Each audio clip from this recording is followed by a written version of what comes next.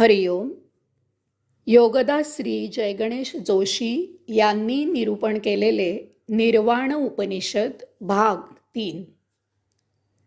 या सर्वांच्या अतीत होणे म्हणजे निर्वाण. कोणालाही त्याच्या स्वातंत्र्यावर घाला आलेला आवडत नाही. प्रत्येकाला स्वातंत्र्य प्रिय आहे. कोणालाही त्याच्या मनाविरुद्ध एखादी गोष्ट करावी लागली तर तो ती गोष्ट शक्यतो न करण्याचा, टाळण्याचाच प्रयत्न करतो.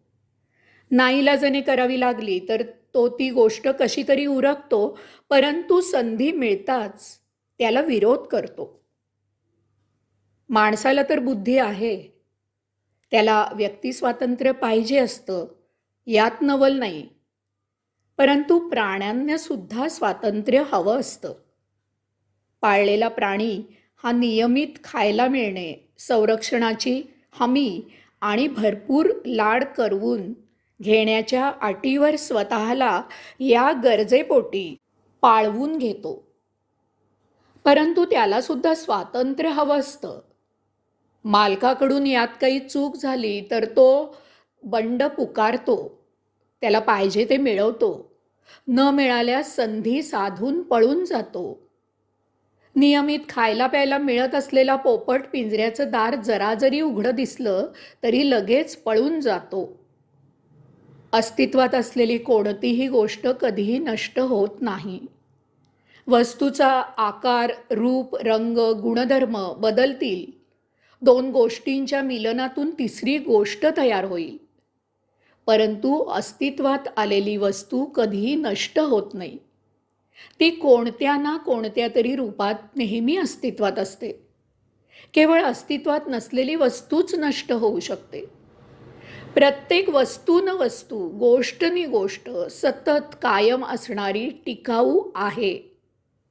जशी ती नष्ट होत नाही त्याचप्रमाणे ती ज्यामधून निर्माण झालेली असते त्यात ती विलीन होण्याचा सतत प्रयत्न करत असते.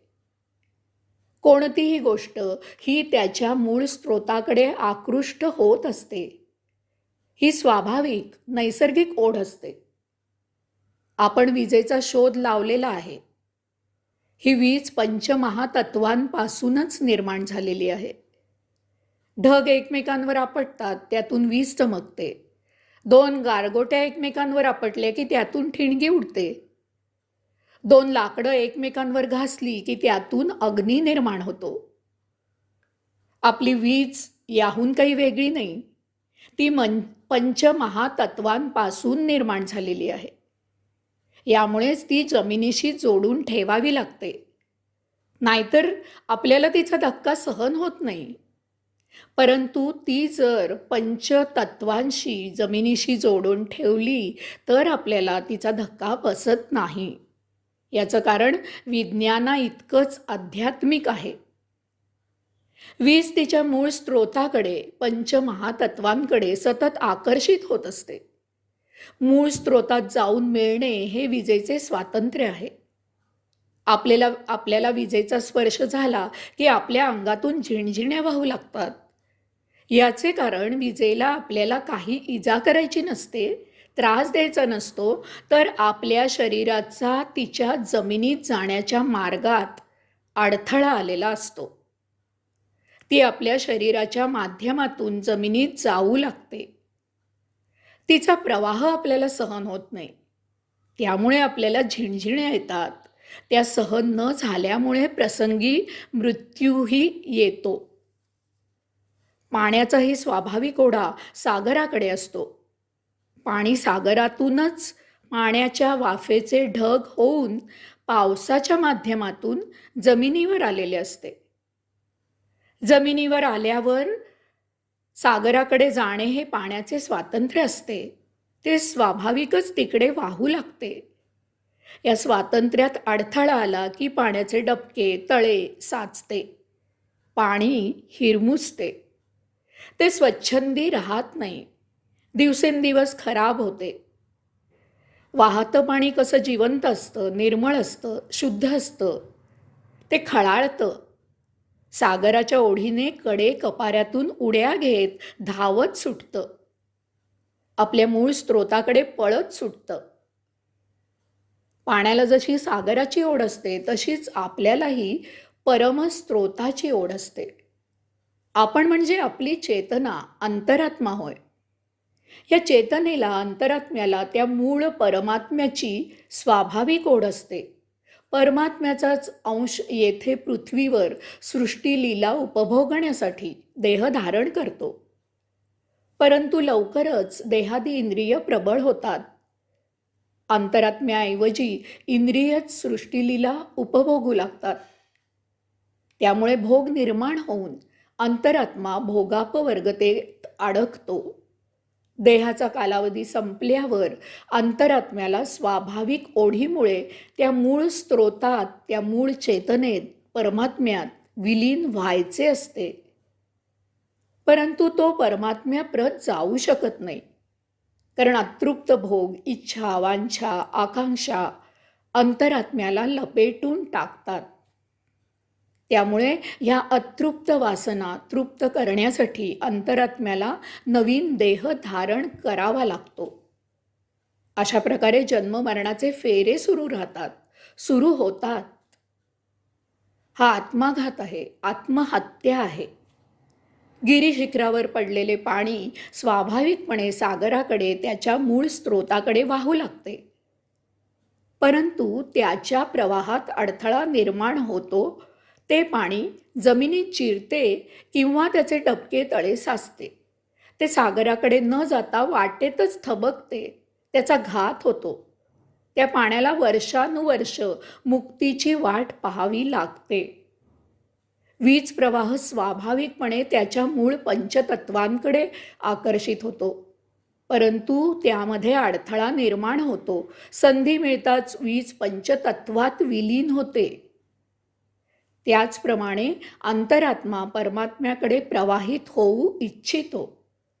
परंतु भोगापवर्गतेमुळे त्याच्या स्वाभाविक मार्गात अडथळा येतो. अंतरात्मा जन्म मरणाच्या फेऱ्यात अडकतो. मुक्तीची वाट पाहत जन्मोजन्मी अमर्याद कालावधी प्रतीक्षा करत राहतो. हा आत्मघात, आत्महत्या आहे. यातून आत्मब्रह्माला अपेक्षित असे साक्षी जीवन जगून आपण मार्ग काढू शकतो. एक फरक लक्षात घ्यायला हवा की पाणी आणि वीज ह्या जड गोष्टी आहेत. त्या स्वयंभू नाहीत. त्या पंचमहातत्वामधून निर्माण झाल्या आहेत. तेव्हा त्या मुक्तीविना राहिल्यास तशाच पडून राहतात. त्या तशाच पडून राहिल्या म्हणून त्यांचा काही उपद्रव होत नाही. परंतु अंशात्मक आत्मा हा स्वयंभू चेतनामय आहे.